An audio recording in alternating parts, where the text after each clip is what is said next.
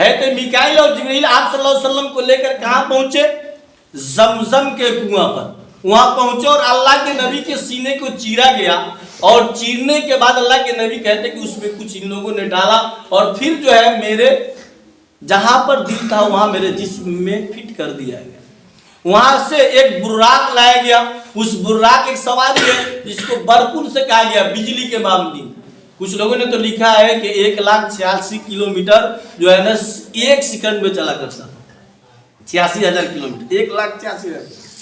بیٹھ کا وہ براق تھے, اس پر بیٹھایا گیا اور اللہ کے نبی مدینہ سے مکہ سے نکلے ہیں اور مدینہ کے راستے آپ جب چلے ہیں تو راستے میں کچھ عجائبات آپ کو دکھایا گیا ہے.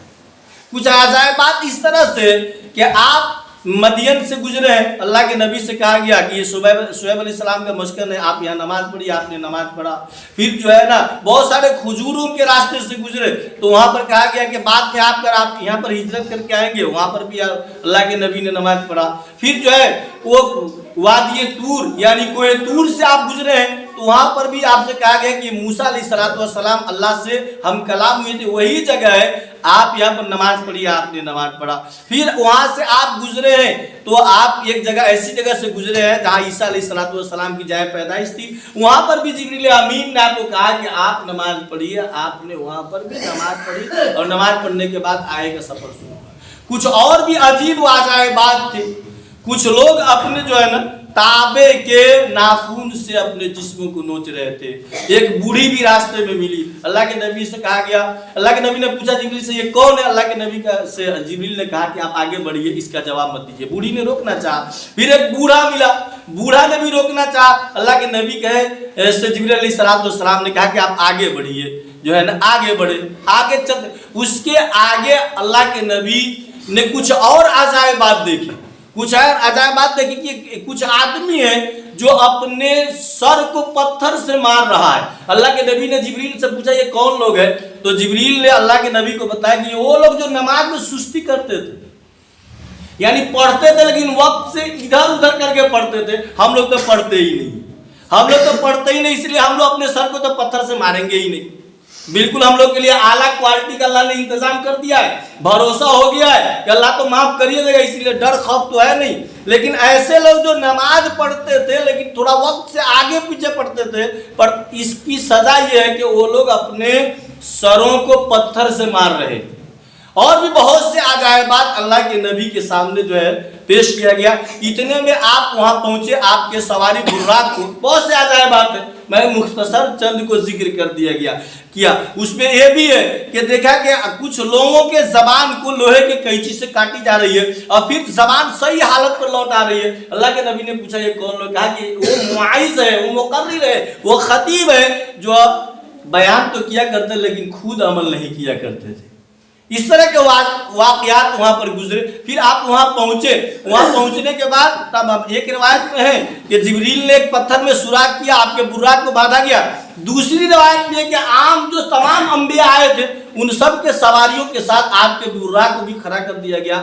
وہاں پر جو ہے نا آپ کو 2-3 لوگوں نے سلام کیا, کہا ہے یا اول السلام علیکہ, یا آخر السلام علیکہ, یا حاشر السلام علیکہ. اللہ کے نبی کو بتلایا گیا, جبریل نے بتلایا کہ ابراہیم علیہ السلام, یہ آپ کے جد امجد ابراہیم علیہ السلام ہے, عیسیٰ علیہ السلام ہے, موسیٰ علیہ السلام ہے, یہ لوگ آپ کو سلام کر رہے ہیں. اس کے بعد اللہ کے نبی جب وہاں پہنچے ہیں تو دیکھتے کیا ہے کہ بہت سارے انبیاء ہیں. پھر جبریل آذان کہی گئی, آذان ہوئی, جبریل نے آذان پڑھا. اللہ کے نبی سوچے کہ کوئی امامتی کے لیے بڑھے گا, اللہ کے نبی کو جبریل نے ہاتھ پکڑ کر تمام انبیاء کی امامت کے لیے آگے بڑھایا. میرے محترم بزرگ اور دوستو, کئی قسطوں میں چاہتا ہوں کہ معراج کے واقعہ کو آپ لوگوں کو سناؤں. معراج یہ رجب کا مہینہ ہے. سوال یہ آتا ہے کہ ہم مسلمان صحیح مانوں.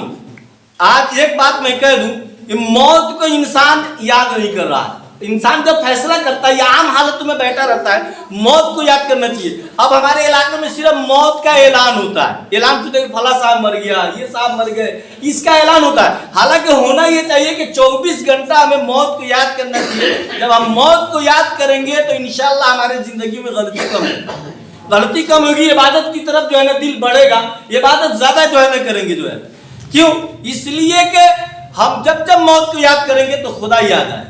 اور سنیے، جن لوگوں نے خدا کو یاد کر کے اپنی زندگی کو نہیں گزارا تو ان کے لیے آخرت میں بڑی تباہی ہے.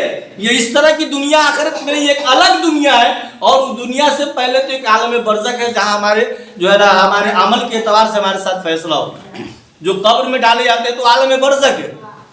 شاعر کہتا ہے نہ کچھ مال دولت نہ دھن جائے گا، نہ کچھ مال دولت نہ دھن جائے گا، فقط تیرے ساتھ کفن جائے گا، فقط ساتھ تیرے کفن جائے گا.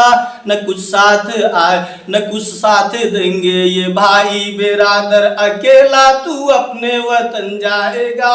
نہ کچھ ساتھ دیں گے یہ بھائی برادر، اکیلا تو اپنے وطن جائے گا. یہ دنیا کی خواہش، یہ ہرس اور لالچ، یہ دنیا کی خواہش، یہ ہرس اور لالچ، یہ دلدل ہے تو اس میں سنجائے گا، یہ دلدل ہے تو اس میں سنجائے گا. نہ کچھ کام آئے گی دولت نہ عزت، تیرا کام فاقہ سے چل جائے گا. نہ کچھ کام آئے گی دولت نہ عزت، تیرا کام فاقہ سے چل جائے گا. یہ آنکھیں رسیلی یہ خوش رنگ چہرہ، یہ آنکھیں رسیلی یہ خوش رنگ چہرہ، یہ مٹی میں گورا بدن جائے گا، یہ مٹی میں گورا بدن جائے گا. میرے محترم بزرگ اور دوستو، انسان کی حقیقت اس وقت پتہ چلتا ہے جب اس کی موت آتی ہے. وہ اکیلا ہو جاتا ہے، بیوی بچے سماج سب اس کا ساتھ چھوڑ دیتا ہے. دھن دولت جس کے لیے مہینوں جھگڑا ہوتا ہے، محنت کیا ہوتا ہے، ایک بھی چیز اس کے ساتھ نہیں جاتا. اسی لیے میں آپ لوگوں سے ادباً گزارش کر رہا ہوں کہ ٹھنڈی اور گرمی کو مت دیکھیے، آپ اپنی زندگی کو دیکھیے کہ کتنا کم وقت لے کر آئے ہیں. کس وقت آپ کے جنازے کا اعلان ہو جائے کسی کو پتہ نہیں، کس وقت ہمارے جنازے کا اعلان ہو یہ کسی کو پتہ نہیں ہے. اسی لیے ہم وقت عملی اعتبار سے مسلمانوں کو تیار رہنا چاہیے. میں انہی چند باتوں پر آپ لوگوں سے گزارش کرتے ہوئے، دیکھیے اللہ کے نبی نے کہا کہ دو چیزوں کی ضمانت تم لوگ لے لو، دے دو ہمیں، میں جنت کی ضمانت دیتا ہوں، ایک زبان اور ایک شرمگاہ. یہ دو چیزیں آج کل ہمارے سماج میں بڑی تیزی سے چلنے لگی ہیں. جن چیزوں کو ہم نہیں جانتے اس کے بارے میں بات کرتے رہتے ہیں. جس آدمی کے اخلاق کو ہم پہچانتے نہیں، نہ اس کے ساتھ رات گزارتے ہیں، نہ دن گزارتے ہیں، نہ سفر کرتے ہیں، پھر بھی ان کی ذات پر آپ بات کرتے رہتے ہیں، ہم بات کرتے رہتے ہیں. بہت بھیانک ہے ہمارے ایمان کے لیے. ہم لاکھ بھی عبادت کر لیں لیکن اناپ شناپ بکنے کی وجہ سے ساری عبادتیں ختم ہو جاتی ہے. اور ایک شرمگاہ بھی بڑی تیزی سے چل رہا ہے. کس طرح؟ بڑی برائی اپنے سماج میں بہت تیزی سے پھیل رہی ہے. اس کو بھی ہمیں روکنا ہے. ان دو چیزوں کو جس نے بچا لیا، اللہ کے نبی نے کہا کہ میں اس کا ضامن ہوں، میں گارنٹی لیتا ہوں کہ مجھ کو جنت کی ضمانت دیتا ہوں. لہذا آئیے ہم سب مل کر اپنے زبان اپنے شرمگاہ کی حفاظت کریں، کیونکہ آج کل بہت زیادہ ایک دوسرے پر طعن و تشنیع کی جا رہی ہے. ایک دوسرے کے بارے میں جو ہے لوگ بات کر رہا ہے، یہ نہیں ہونا چاہیے. یہ ہمارے ایمان کے لیے ملحق ہے، بیماری ہے، مہلک بیماری ہے جو ہمارے ایمان اور ہمارے عبادتوں کو، ہمارے نیکیوں کو کھا جاتی ہے. ہمیں پتہ بھی نہیں چلتا ہے. ہم عبادت کرتے ہیں اور ہمارے نامہ اعمال سے اس عبادت کے ثواب کو بھی اڑا دیا جاتا ہے ہمارے زبان چلنے کی وجہ سے. اللہ سے دعا کیجیے کہ اللہ تبارک و تعالی ہم سب کو اپنے زبان کی حفاظت کرنے کی توفیق عطا فرمائے. وما توفیقی الا باللہ.